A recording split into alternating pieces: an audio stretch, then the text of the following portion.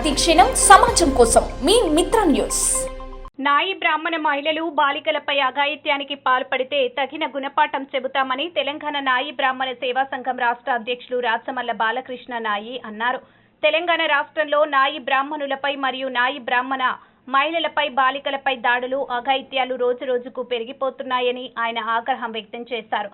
సోమవారం ఆయన మీడియాతో మాట్లాడుతూ 8 సంవత్సరాలు ముక్కు పచ్చలారని నాయి బ్రాహ్మణ బాలికపై అత్యాచారం చేసిన మృగాన్ని ఉరితీయాలని తెలంగాణ నాయి బ్రాహ్మణ సేవా సంఘం రాష్ట్ర అధ్యక్షులు రాచమల్ల బాలకృష్ణ నాయి ప్రభుత్వాన్ని డిమాండ్ చేశారు. సోమవారం ఆయన మీడియాతో మాట్లాడుతూ రంగారెడ్డి జిల్లా ఇబ్రహీంపట్నం మండల పరిధిలోని పెత్తుల గ్రామంలో మంగళి కులానికి చెందిన గడల కృష్ణ కుమార్తె వయసు 8 సంవత్సరాలు అమ్మాయిని అదే గ్రామానికి చెందిన 50 సంవత్సరాల నరసింహ అనే మృగం చాక్లెట్ ఇస్తానని చెప్పి అతి పాశవికంగా అత్యాచారం చేసినట్లు ఆయన తెలిపారు. ఆ మృగానికి ఈ సమాజంలో తావు లేకుండా అతనికి అత్యంత కఠినంగా శిక్షించి ఉరి తీయాలని ఆయన డిమాండ్ చేశారు. అంతేకాక బాధిత కుటుంబానికి పోలీసు బందోబస్తు ఏర్పాటు చేసి రక్షణ కల్పించాలని ఆయన కోరారు. అత్యాచారానికి గురైన అమ్మాయికి నాణ్యమైన వైద్య చికిత్సలు అందజేయాలని, ఆ అమ్మాయిని ప్రభుత్వ సంరక్షణలో ఉంచాలని, బాధిత కుటుంబానికి ప్రభుత్వం ఆదుకోవాలని ఆయన అన్నారు.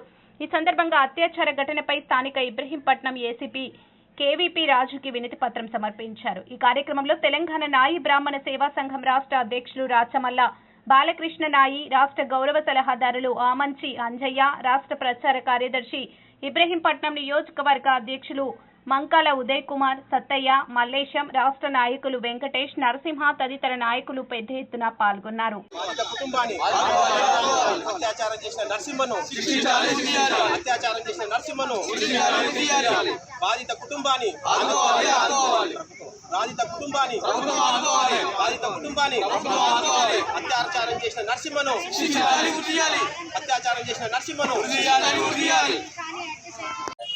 రాయపట్నం మండల పరిధిలో ఉన్నటువంటి వినాయకానుగూలంలో పిత్తుల గ్రామంలో ఒక నాయి బ్రాహ్మణ కులానికి చెందినటువంటి గడల కృష్ణ గారి కూతుర్ని అదే గ్రామ వాసి నరసింహ అన్నటువంటి వ్యక్తి 10 రూపాయల చాక్లెట్ చూపించి అమ్మాయికి మభ్యపెట్టి, అమ్మాయి 8 సంవత్సరాల అమ్మాయిని నీకు చాక్లెట్ తినిపిస్తానని మభ్యపెట్టి తీసుకొని పోయి అత్యంత పాశవికంగా అత్యాచారం జరిగిన సంఘటన సభ్య సమాజాన్ని తలదించుకునేలా చేసినటువంటి విషయం అని కూడా ఇలా దేశంలో ఎన్నో చట్టాలు వస్తున్నాయి, ఎన్నెన్నో వస్తున్నాయి. కానీ అయినా కానీ బడుగు బలహీన వర్గాలపైన, లేబర్ పని చేసుకునే వాళ్ళపైన, కూలి పనులు చేసుకున్నటువంటి వ్యక్తులపైన, మరి అమాయకులమైనటువంటి చిన్నపిల్లలపైన ఇటువంటి క్రూరులు, ఒళ్ళు బలిచినటువంటి కొడుకులు,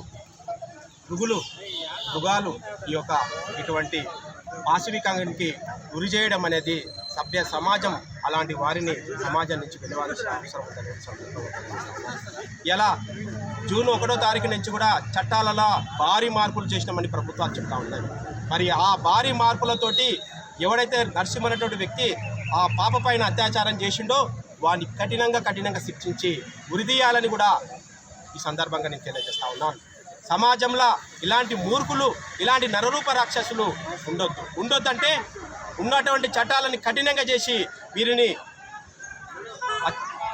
ఉరిశిక్ష చేయాల్సిన అవసరం ఉందని కూడా ఈ సందర్భంగా నేను తెలియజేస్తా ఉన్నాను. మరియు ఊర్లో ఉన్నటువంటి కృష్ణ భయాందోళనతో బతుకుతూ ఉన్నాడు. ఏమవుతుందో అని ఆందోళనలో ఉన్నారు. వారి కూడా పోలీసు మరియు ప్రభుత్వం కూడా ఆయనకు ప్రొటెక్షన్ ఇవ్వాల్సిన అవసరం ఉంది. ఏదైతే బాధిత కుటుంబం ఉందో, ఏదైతే అమ్మాయిని ఇచ్చేసినారో ఆ బాధిత కుటుంబానికి ప్రభుత్వము ఆదుకోవాల్సిన అవసరం ఉందని కూడా నేను సందర్భంగా తెలియజేస్తా ఉన్నాను.